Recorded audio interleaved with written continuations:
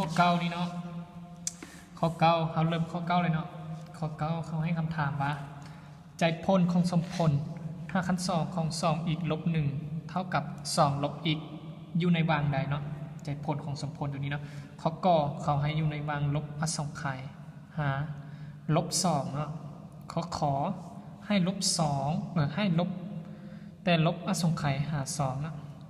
ข้อคอให้แต่สองหาบวกอสงไขยข้องอแต่สองหา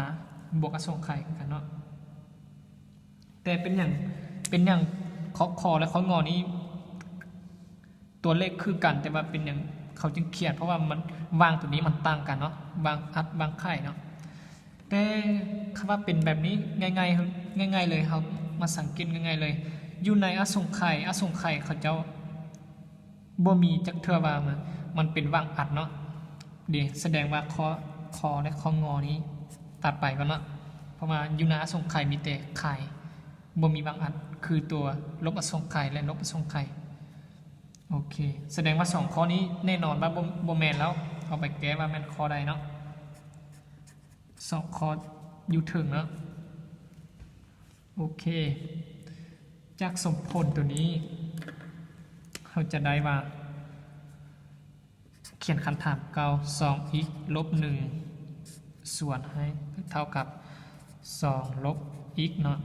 ให้เงื่อนไขก่อนเพราะว่าเป็นอย่างจึงให้เงื่อนไขเพราะมันมี5ขั้น2เนาะตัวรับอยู่ใน5ขั้น2แล้วเอาให้เงื่อนไข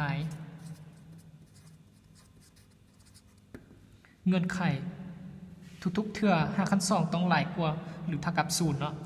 แสดงว่า2ลบ x หลายกว่าหรือเท่ากับ0โอเคตัวนี้จะได้เป็น2น้อยกว่า2 x จะได้เป็น x น้อยกว่ากับตัด2โอเคเราได้เงื่อนไขตัวนี้แล้วนะจากบทเลข2 x ลบ1จากบทเลขเนาะ2ลบ x เข้าขึ้นกำลัง2ให้ทาง2ภาคเนาะจะได้2ลบ x เนาะเพราะว่าขึ้นกำลัง2ให้เรา2ลบ x ขึ้นกำลัง2อ่ะขึ้นกำลัง2ใส่5ขั้น2นี่5ขั้น2นี่มืดไปเนาะโอเคเป็นอย่างเขาจึงขึ้นกำลัง2ได้เพราะว่าเราวางเงื่อนไขแล้วโอเคตัวนี้เป็น2 x ลบ1คือเก่าเนาะตัวนี้จากสูตร5ขั้น2จากสูตรเอกพจน์คนจืดนะก็คือ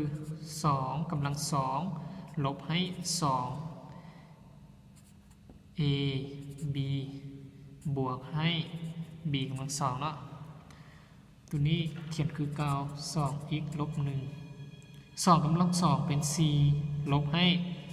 4x เนาะบวกให้ x กำลัง2เนาะโอเคต่อจะได้เป็นง่ายไปใส่ฝาก1ก่อนได้เป็น x กำลัง2ง่ายไปฝากนี้เนาะลบ 4x ลบ 4x บวก2ง่ายเป็นลบ 2x บวก4คือเก่า1นี้ง่ายไปเป็นลบง่ายไปเป็นบวก1เท่ากับ0โอเคจะได้เป็น x กำลัง2บวกกันเลยเนาะลบ 4x ลบให้ 2x เป็นลบ 6x ตัวนี้เป็นบวก5เท่า0โอเคตัวนี้เรามาแก้สมผลขั้น2ของสมผลตัวนี้เนาะเราจะได้เป็นแก้แนวนี้ซะ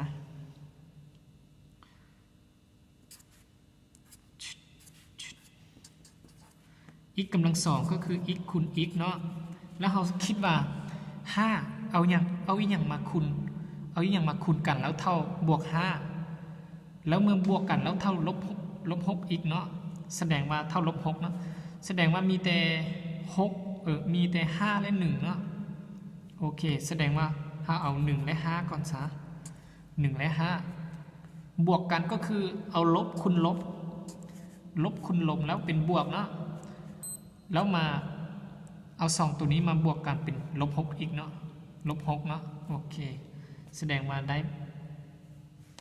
ใจผลก็คือ x ลบ1เท่า0หรือ x ลบ5เท่า0จะได้เป็น x เท่า1 x เท่า5แต่อยู่ในเงื่อนไข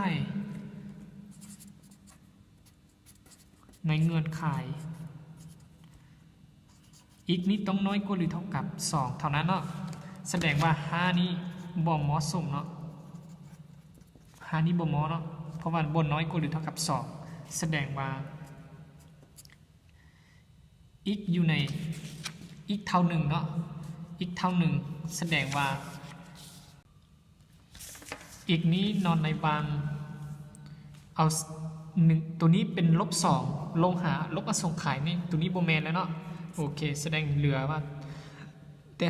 2ลบอสงไขยหา2เนาะก่อนสิฮอด2นี่มี1เลยเนาะแสดงว่า